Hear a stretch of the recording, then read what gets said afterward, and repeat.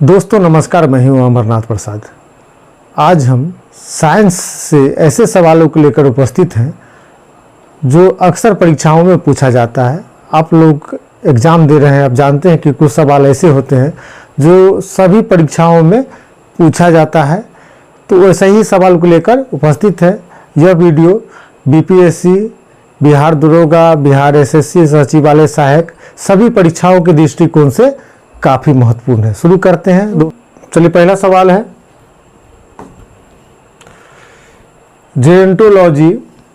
Gerontology निम्नलिखित में से किसके अध्ययन से संबंधित है?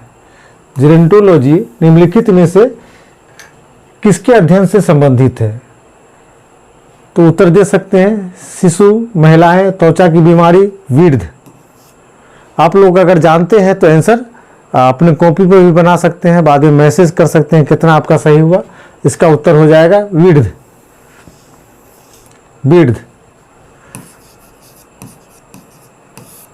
इसका एक्सप्लेनेशन देख लेते हैं। जेरोंटोलॉजी जीव विज्ञान की एक उपशाखा है जिसका संबंध वृद्ध व्यक्तियों से है, माने वृद्ध व्यक्तियों के बारे में अध्ययन किया जाता है जेरोंटोलॉजी के अंतर्गत। नेक्स्ट, हाइड्रोपोनिक्स क्या है? सवाल सुन लीजिए, हाइड्रोपोनिक्स क्या है? इसका भी आप उत्तर दे सकते हैं अगर जानते हैं। अक्सर यह सवाल पूछा जाता है। हाइड्रोपोनिक्स है मृदा विहीन पादप संवर्धन, बिना मिट्टी का पौधे उगाना। मृदा विहीन पादप संवर्धन। एक्सप्लेनेशन देख लेते हैं।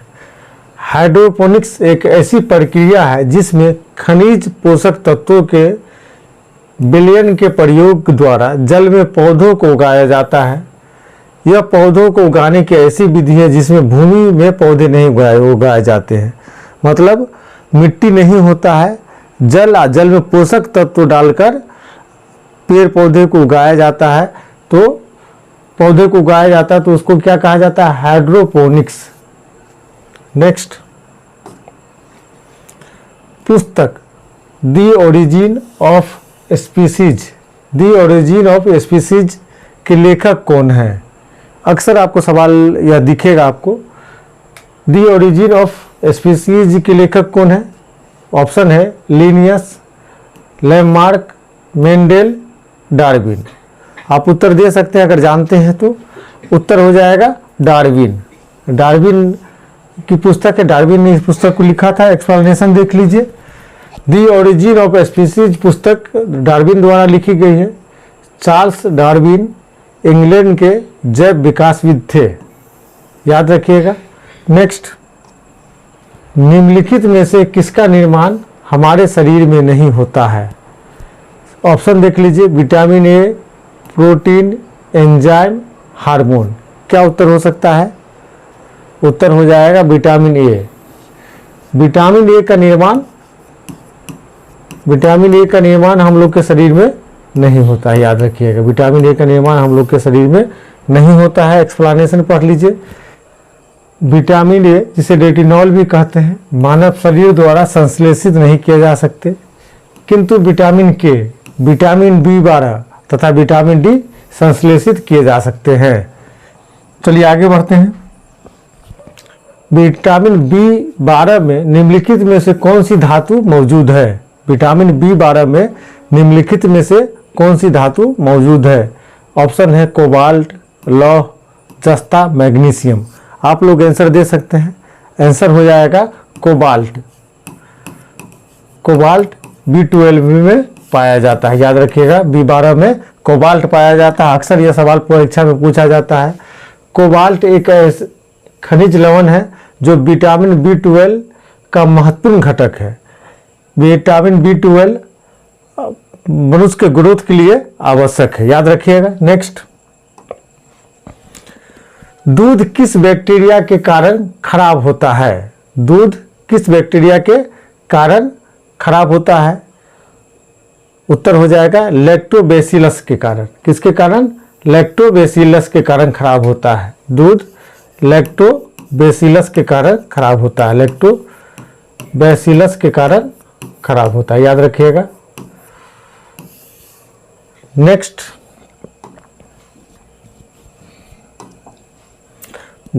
दूध के हल्के पीले रंग का कारण निम्न में से क्या है? दूध के हल्के पीले रंग का कारण पीले, याद रखिएगा, हम लोग सवाल को सही से पढ़ते नहीं है, उत्तर देते हैं। दूध के हल्के पीले रंग के कारण निम्न में से क्या है? Xanthophyll, riboflavin, vitamin B, carotene. क्या उत्तर हो जाएगा? उत्तर हो जाएगा कैरोटीन। दूध में जो पीलापन होता है उसमें उपस्थित कैरोटीन के कारण होता है, कैरोटीन के कारण। और जो दूध का उजलापन होता है उसका कारण होता है कैसीन। दोनों में अंतर रखिएगा याद। कैसीन, कैरोटीन के कारण पीला दिखता है जबकि कैसीन के कारण उजला दिखता है दूध, याद रखिएगा। एक्सप्लेनेशन देख ले थोड़ा। देखिए, दूध में कैसीन नामक प्रोटीन उपस्थित होता है। इस प्रोटीन के कारण दूध सफेद रंग का दिखता है। तो कैसीन के कारण कैसा दिखता है? सफेद रंग का, जबकि कैरोटीन के कारण पीला रंग का दिखता है, याद रखिएगा। नेक्स्ट, भैंस के दूध में औसत वसा की मात्रा कितनी होती है? भैंस के दूध में औसत वसा की मात्रा कितनी होती है? 7.2%, 4.5%, 9%, 10%। भैंसों के दूध में औसत वसा की मात्रा कितनी होती है? एक बात बता दे, गाय के दूध की तुलना में भैंस के दूध में फैट ज़्यादा पाया जाता है। तो आप ऑप्शन उत्तर दे सकते हैं। उत्तर हो जाएगा 7.2%। भैंस के दूध में औसत वसा की मात्रा 7.2% होता है, 7.2%। देखिए, भैंस के दूध में औसत वसा की मात्रा 7.2% होती है, जबकि गाय के दूध में औसत वसा की मात्रा 3.5 से 4% के बीच में होती है। तो भैंस में कितना होता है? 7.2%, याद रखिएगा। नेक्स्ट देखते हैं, शरीर में ऊतकों मतलब टिश्यू का निर्माण किससे होता है? वसा से, कार्बोहाइड्रेट से, प्रोटीन से, विटामिन से। किससे होता है? शरीर में टिश्यू का निर्माण किससे होता है? आप आंसर दे सकते हैं। आंसर हो जाएगा प्रोटीन से। टिश्यू का निर्माण किससे होता है? प्रोटीन से, याद रखिएगा। किससे होता है? प्रोटीन से। शरीर में जो ऊतकों का निर्माण, टिश्यू का निर्माण प्रोटीन से होता है। यह सब सवाल बिहार दरोगा के परीक्षा दृष्टिकोण से काफ़ी महत्वपूर्ण है, याद रखिएगा। एक्सप्लेनेशन देख लेते हैं। शरीर में ऊतकों का निर्माण प्रोटीन से होता है। प्रोटीन वृद्धि तथा मरम्मत के लिए आवश्यक होता है। मतलब सेल जब हमारा डैमेज होता है उसको मरम्मत करने भी प्रोटीन क्या नाम है जरूरी है, और उसको डेवलपमेंट में भी प्रोटीन जरूरी है। प्रोटीन जो होता है एमिनो अम्लों का यौगिक होता है, समझ गए? प्रोटीन एमिनो अम्लों का यौगिक होता है। नेक्स्ट, दूध पिलाने वाली माँ को प्रतिदिन आहार में कितना ग्राम प्रोटीन की आवश्यकता होती है? जो माता दूध पिलाती है उसके भोजन में कितनी मात्रा में कम से कम प्रोटीन होना चाहिए? विकल्प है 30 ग्राम, 20 ग्राम, 70 ग्राम, 100 ग्राम। तो उत्तर इसका क्या होगा? आप लोग देखिए, अपने कॉपी पर उत्तर बना सकते हैं, लास्ट में मिलाइए। आज के वीडियो में साइंस में ऐसे सवालों को सेट किया गया है कि जो परीक्षा में अक्सर पूछा जाता है। कोई न कोई सवाल आपके आने वाली परीक्षा में दिखेगा ही। उत्तर हो जाएगा 70 ग्राम। कम से कम 70 ग्राम होना चाहिए। जो माता दूध पिलाती हैं बच्चे को, उनको खाने में 70 ग्राम प्रतिदिन प्रोटीन उनको मिलना चाहिए। एक्सप्लेनेशन देख लेते हैं। दूध पिलाने वाली माँ को प्रतिदिन कुल आहार का 10 से 15% भाग प्रोटीन की आवश्यकता होती है। यह मात्रा प्रतिदिन 65 ग्राम से 70 ग्राम है। 65 ग्राम से 70 ग्राम है, याद रखिएगा। आगे बढ़ते हैं। कोलेस्ट्रॉल निम्नलिखित में से क्या है? कोलेस्ट्रॉल निम्नलिखित में से क्या है? स्टेरॉइड, विटामिन, उत्प्रेरक, कीटनाशक। कोलेस्ट्रॉल क्या है? क्या है? आप लोग उत्तर दे सकते हैं। उत्तर हो जाएगा स्टेरॉइड। कोलेस्ट्रॉल जो है एक प्रकार का स्टेरॉइड है। यह शरीर के लिए कोलेस्ट्रॉल बढ़ जाता है, काफ़ी हानिकारक होता है। चलिए आगे पढ़ते हैं। एक स्वस्थ व्यक्ति का हृदय 1 मिनट में औसतन कितने बार धड़कता है? जो व्यक्ति स्वस्थ है उसका औसतन जो हृदय है कितने बार धड़कता है? विकल्प है 86 बार, 98 बार, 72 बार, 64 बार। आप लोग उत्तर जानते ही होंगे।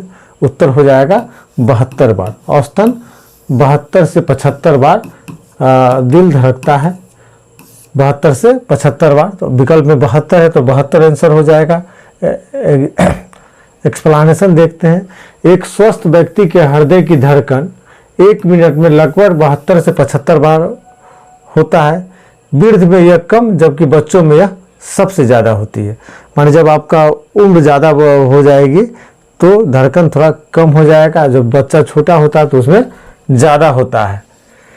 नेक्स्ट, एक स्वस्थ वयस्क मनुष्य में रक्त का कुल परिमाप होता है। एक स्वस्थ वयस्क मनुष्य में कितना रक्त होता है? एक स्वस्थ वयस्क मनुष्य में कितना रक्त होता है? तो उत्तर हो जाएगा ए 5 से 6 लीटर। कितना? 5 से 6 लीटर रक्त होता है। 5 से 6 लीटर। एक्सप्लेनेशन देख लेते हैं।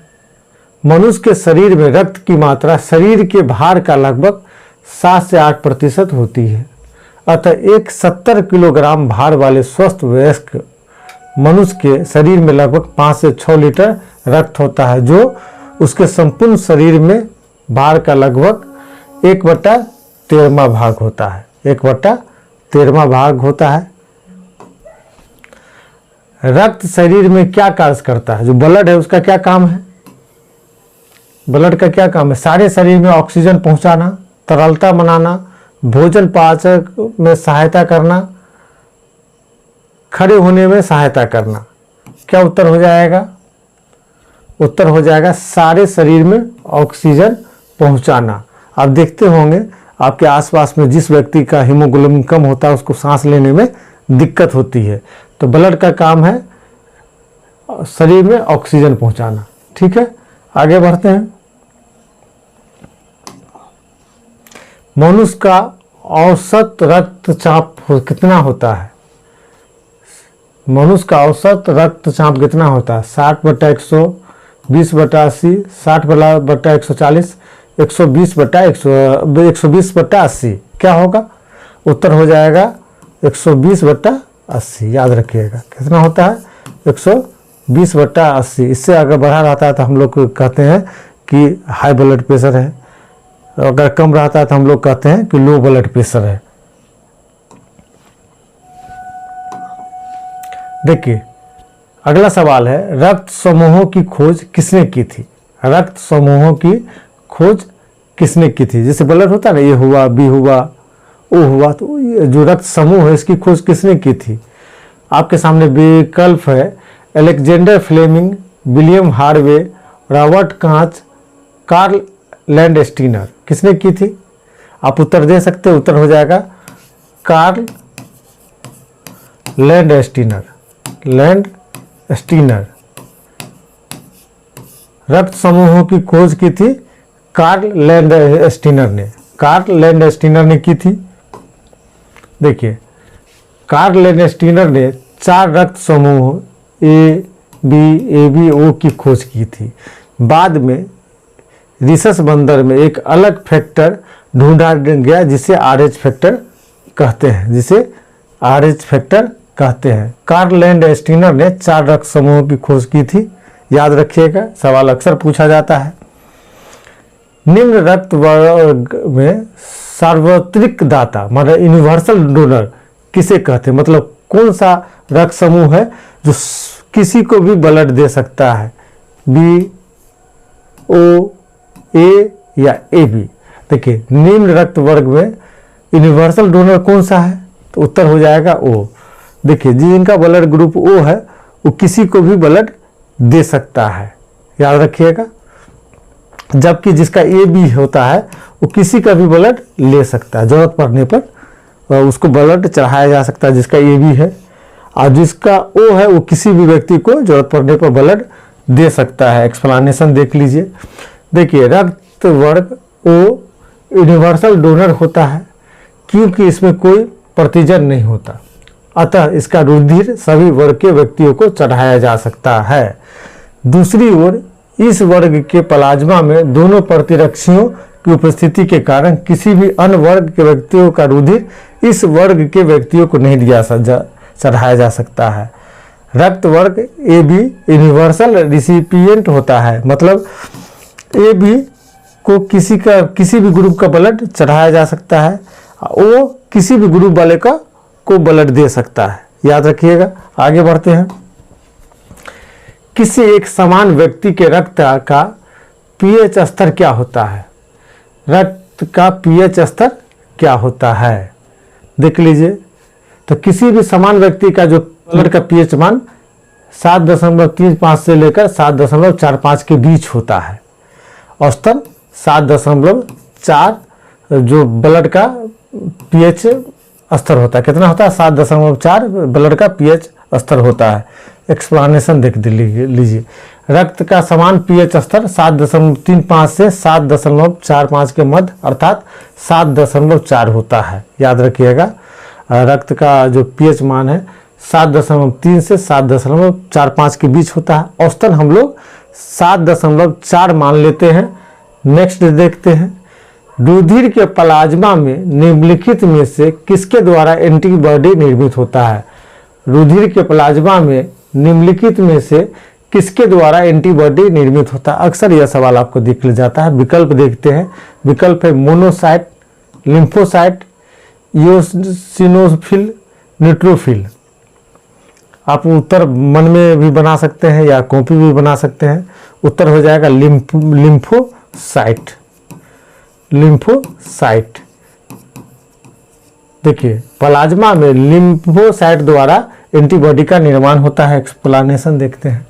रुधिर के प्लाज्मा में लिम्फोसाइट्स द्वारा एंटीबॉडी या प्रतिरक्षी प्रोटीन्स निर्मित होती है, जो कि विष पदार्थ को निष्क्रिय करती है। आपका एंटीबॉडी जो है शरीर में जो बॉडी के नुकसान देने वाला चीज़ है उसको हटाता है एंटीबॉडी, और इसका निर्माण प्लाज्मा के लिम्फोसाइट में होता है। नेक्स्ट देखिए, लाल रक्त कणिकाएं मुख्यतः बनती है। लाल रक्त कहाँ बनता है? ऑप्शन है यकृत में, गुर्दे में, हृदय में, अस्थि मज्जा में। कहाँ बनता है? आप लोग उत्तर दे सकते हैं। उत्तर हो जाएगा अस्थि मज्जा में। कहाँ बनता है? अस्थि मज्जा में। अस्थि मज्जा में कहाँ बनता है? अस्थि मज्जा में। लाल रक्त कणिकाएं मुख्यतः अस्थि मज्जा में बनता है। एक्सप्लेनेशन देखते हैं। लाल रक्त कणिका अस्थि मज्जा बोन मैरो में विकसित होता है। किसमें होता है? बोन मैरो में, अस्थि मज्जा में विकसित होता है तथा मनुष्य के शरीर में लगभग 120 दिनों तक प्रसारित रहता है। मतलब जो रेड ब्लड है 120 दिनों तक जीवित रहता है। तिल्ली या पलिया में पुरानी रक्त कणिकाओं को नष्ट करने का कार्य करता है। देखिए, लाल रक्त कणिका का निर्माण अस्थि मज्जा में होता है, जबकि इसकी मृत्यु तिल्ली या पलिया में होती है, और यह 120 दिन तक इसका लाइफ होता है। नेक्स्ट, प्लाज्मा में जल का प्रतिशत होता है। प्लाज्मा में जल का कितना प्रतिशत होता है? देखिए, ब्लड में प्लाज्मा होता है, और उस प्लाज्मा में कितना प्रतिशत जल होता है? रक्त में आपको प्लाज्मा होता है। प्लाज्मा में कितना प्रतिशत जल होता है? 60%, 70%, 80%, 90%। क्या उत्तर होगा? आप लोग दे सकते हैं। उत्तर हो जाएगा 90%। प्लाज्मा जो होता है उसमें 90% जल होता है। 90 से ज़्यादा, 90% से ज़्यादा क्या होता है? जल होता है। 90% से ज़्यादा जल होता है। देखिए, रक्त प्लाज्मा रक्त का पीले रंग का तरल घटक है। प्लाज्मा जो होता है पीला होता है। प्लाज्मा कुल रक्त की मात्रा का लगभग 55% होता है। प्लाज्मा जितना रक्त है उसका 55% क्या होता है? प्लाज्मा होता है। प्लाज्मा में लगभग 91 से 92% अंश जल का होता है। वो जो 55% प्लाज्मा उसका 90 से 92 तक क्या होता है? जल होता है। शेष 8 से 9% भाग में विभिन्न प्रकार के कार्बनिक और अकार्बनिक पदार्थ होते हैं, याद रखिएगा। आगे बढ़ते हैं। मानव मूत्र का पीला रंग। मानव मूत्र का पीला रंग एक वर्णक के कारण होते हैं, जिसे कहते हैं माने मानव का जो मूत्र होता है वो पीला क्यों होता है? मानव का मूत्र जो है पीला क्यों होता है? विकल्प है साइटोक्रोम के कारण, यूरोक्रोम के कारण, हीमोक्रोम के कारण, फिनालिक्रोम के कारण। किसके कारण पीला होता है? आप लोग उत्तर दे सकते हैं। उत्तर हो जाएगा यूरोक्रोम के कारण। किसके कारण? यूरोक्रोम के कारण मानव मूत्र पीला होता है। किसके कारण होता है? यूरोक्रोम के कारण। याद रखिएगा, किसके कारण? यूरोक्रोम के कारण। नेक्स्ट देखिए, मानव मूत्र का पीला रंग एक वर्णक के कारण होता है जिसे हम यूरोक्रोम कहते हैं। इसे यूरोबिलिन के नाम से भी जाना जाता है। यूरोबिलिन के नाम से भी जाना जाता है। यूरोबिलिन के नाम से भी जाना जाता है। नेक्स्ट देखिए, यूरिया किसके द्वारा रक्त से पृथक किया जाता है? ब्लड को रिफाइन कौन करता है? आंत, अमाशय, प्लीहा, गुर्दा। कौन करता है? उत्तर दे सकते हैं। देखिए, उत्तर हो जाएगा गुर्दा, मतलब किडनी। गुर्दा मतलब किडनी। देखिए, आप देखते होंगे अगर यूरिया किसी के शरीर में ज़्यादा चला जाता है तो उसका गुर्दा खराब हो जाता है, क्योंकि ब्लड से जो यूरिया को निकालने का काम कौन करता है? गुर्दा करता है। याद रखिएगा, किडनी करता है। एक्सप्लेनेशन देखते हैं, नहीं है। देखिए, मानव गुर्दे में पथरी निम्न में से किसकी वजह से बनता है? आप सुनते होंगे किडनी में स्टोन हो गया तो किसके वजह से बनता है? विकल्प देखते हैं, calcium acetate, calcium oxalate, sodium acetate, sodium benzoate. किसके कारण मानव की किडनी में स्टोन हो जाता है? तो उत्तर हो जाएगा कैल्शियम ऑक्जेलेट के कारण। किसके कारण? कैल्शियम ऑक्जेलेट के कारण। ऑक्जेलेट के कारण मानव की किडनी में पत्थर हो जाता है, स्टोन हो जाता है।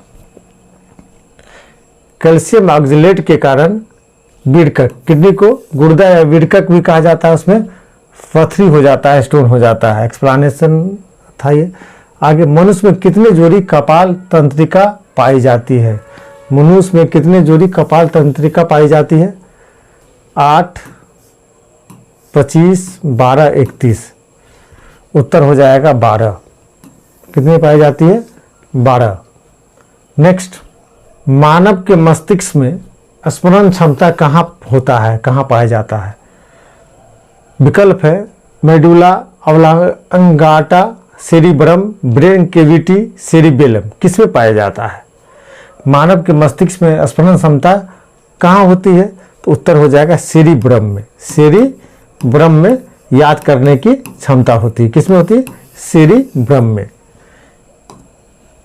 देखिए, सेरिब्रम में मस्तिष्क का सबसे बड़ा भाग होता है।